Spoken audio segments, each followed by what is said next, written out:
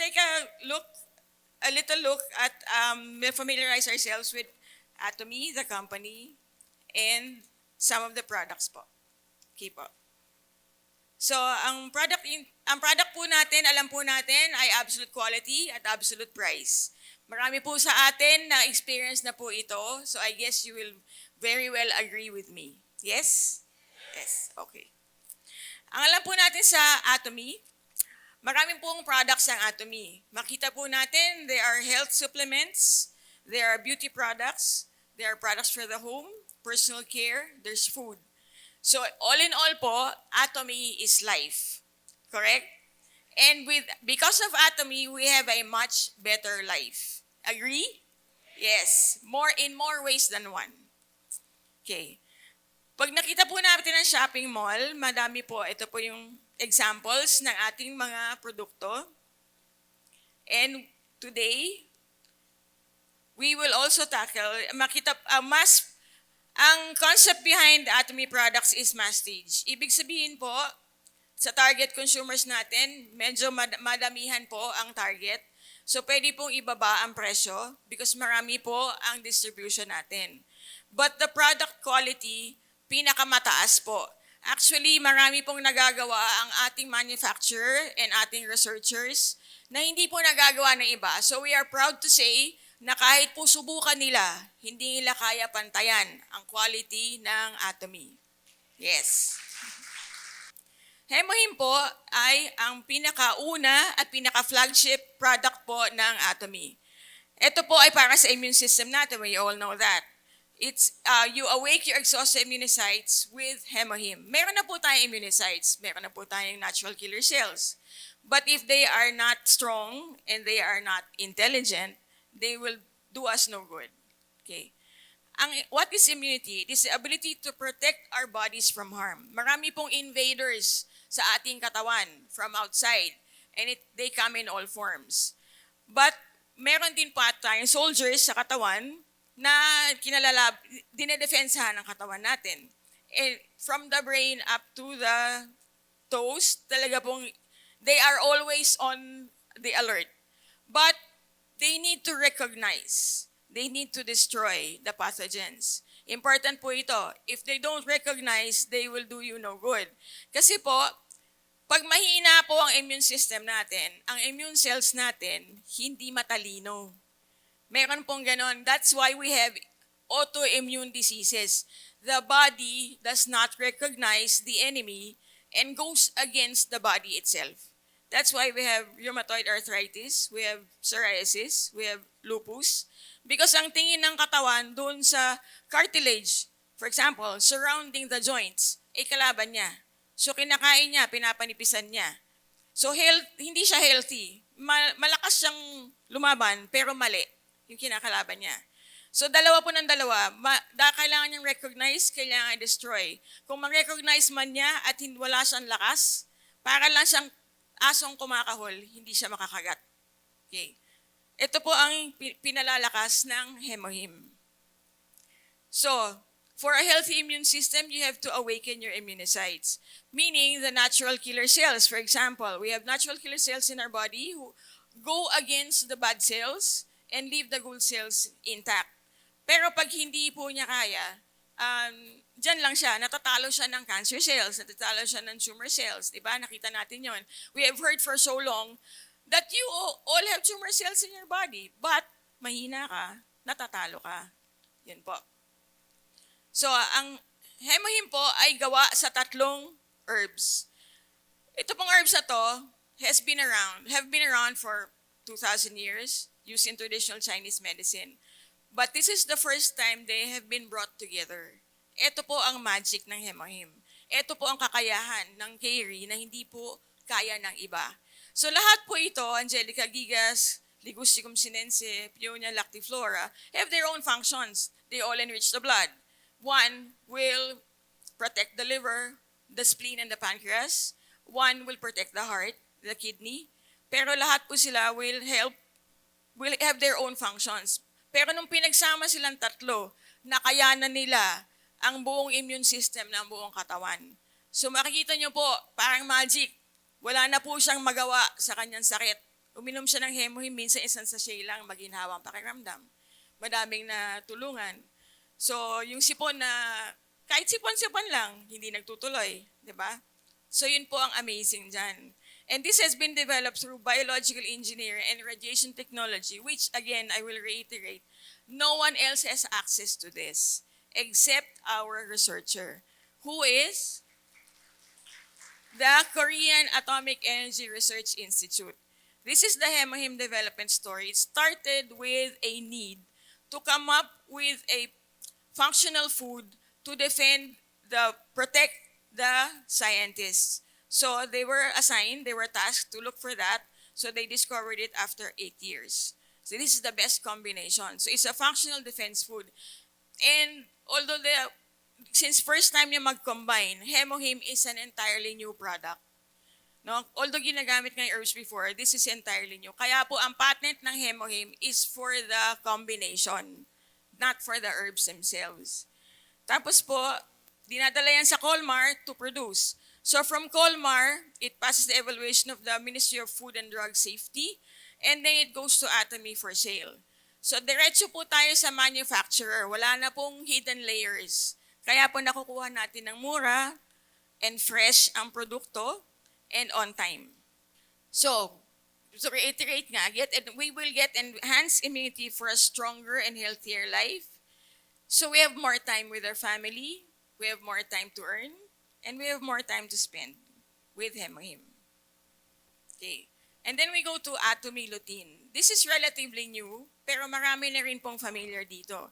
Lutein has been going around for so long, but if you will see later, Atomy Lutein is also ideal. It is also unique. Lutein is for the eyes, basically. So, what does a human eye do? Human eyes collect optical information. Optical meaning the eyes, and then it transfers them to the optic nerves, which is dikit yun sa brain, and then the brain interprets what you see. Okay, how does it work? We can say the human eye is like a camera, but since the eye has been around earlier than the camera, I would say the camera was fashioned after the eye. Ganito po yun. Yung human eye lets the light in. Lahat po na nakikita natin, nagre-reflect ng ilaw. Whether tao or bagay, nagre-reflect na ilaw. So pag mas marami ilaw sa surroundings, mas marami siyang ilaw na nagre-reflect.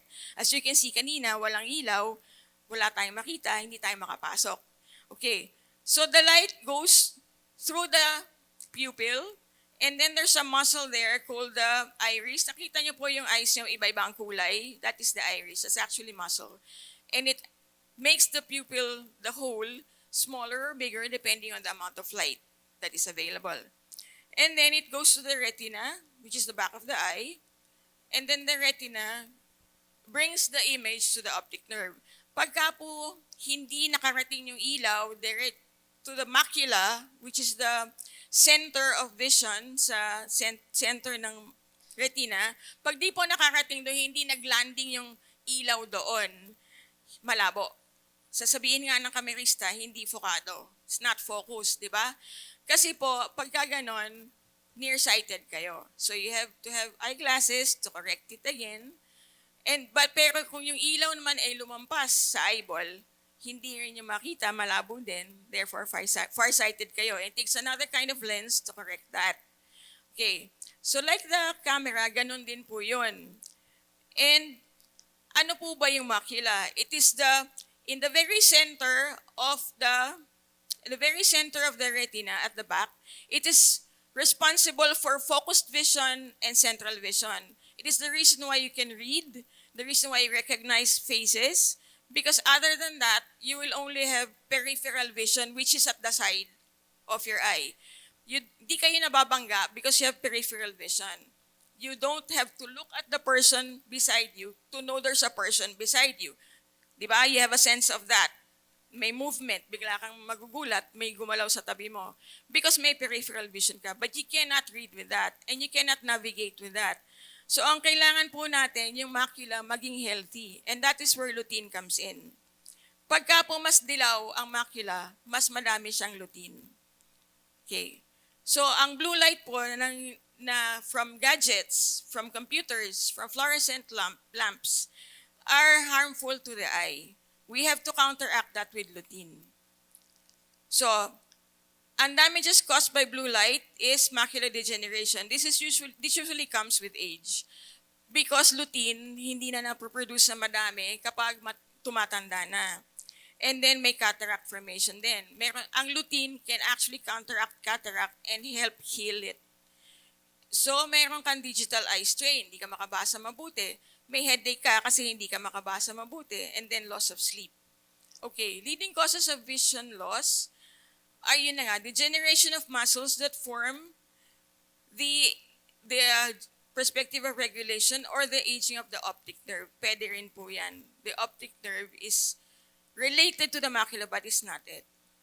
Deficiency in lutein, opo. And then stress on eyes, including smoking.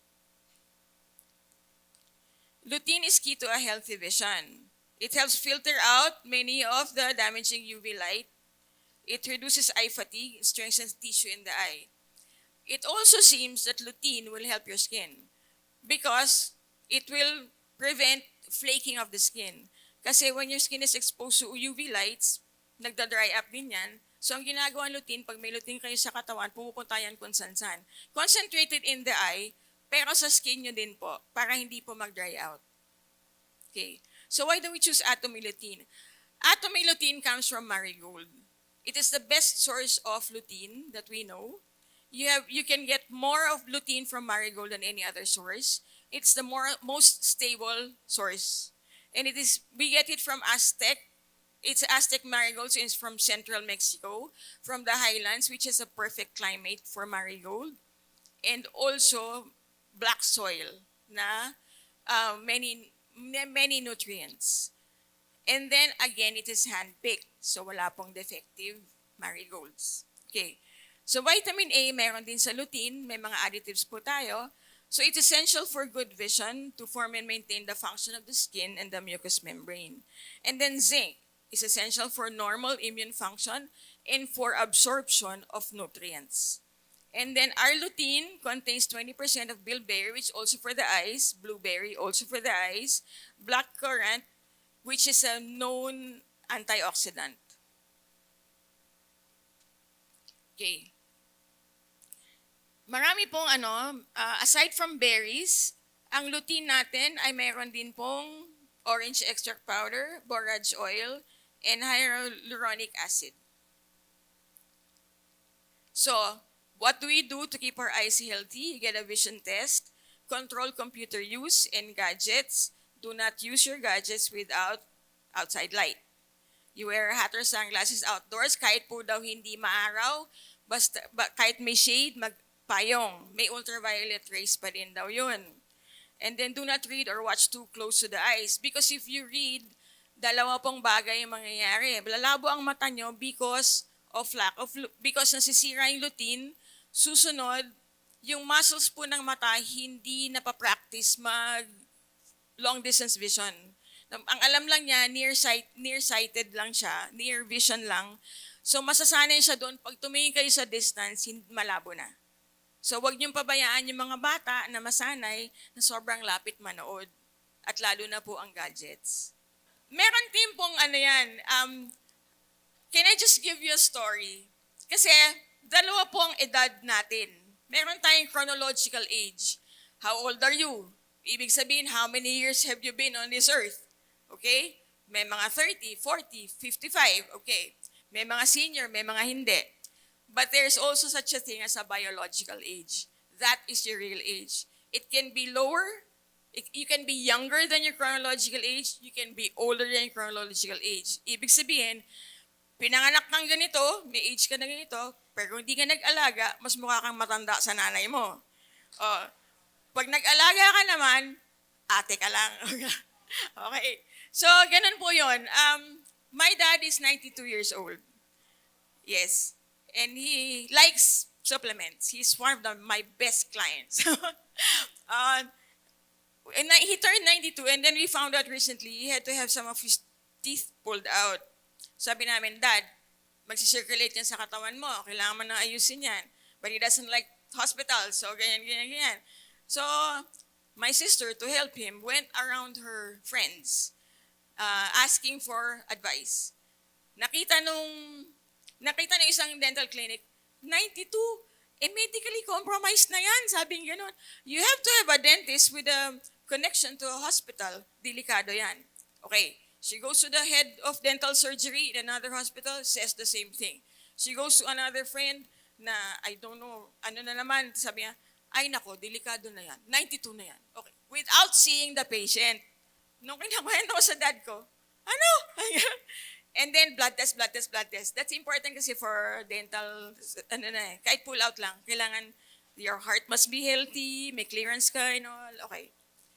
So finally, my sister goes to my cousin, is also a doctor, and she said, you know what my cousin says? Your dad is still healthy. Mas healthy pa yan kaysa sa akin eh, kasi may cancer na yung cousin ko. Mukhang mas healthy pa yan kaysa sa akin eh, sabing gano'n. So because my dad, matagal niya sinasabi, sa lahat sa pamilya, ako lang ata ang nagpursige ng exercise. He goes to the gym up to now as often as he can. He doesn't drive a car because natatakot ng sister ko magpa-drive siya. So he takes the jeep. Okay? Tapos inaalalayan siya ng barker, senior muna, which ganyan. And then he goes to the gym and then comes back again. Okay. So ibig yung sabihin, ganun po siya. From the beginning, nag-exercise siya. He's open to supplements. Mas maraming pa siyang research sa probiotics kesa sa akin. Tapos, kasi need niya for his digestion. So, doon po marami ko yung napapag-usapan. And hanggang ngayon, natutuwa ako sa kanya because madali siyang gumaling because of her supplements. At parati nga yung sinasabi, I know my body. And I know that this is my age. And kinuwento na rin niya yung chronological, biological, ng research, ganyan. So sabi ko, kung tayo po lahat, now that we have Atomy, meron na po tayo at our hands, at our fingertips, na madaming supplements, na madami pong magagamitin, maybe we should start early and increase longevity and find our true biological age. Okay. Yun lang po. Maraming salamat.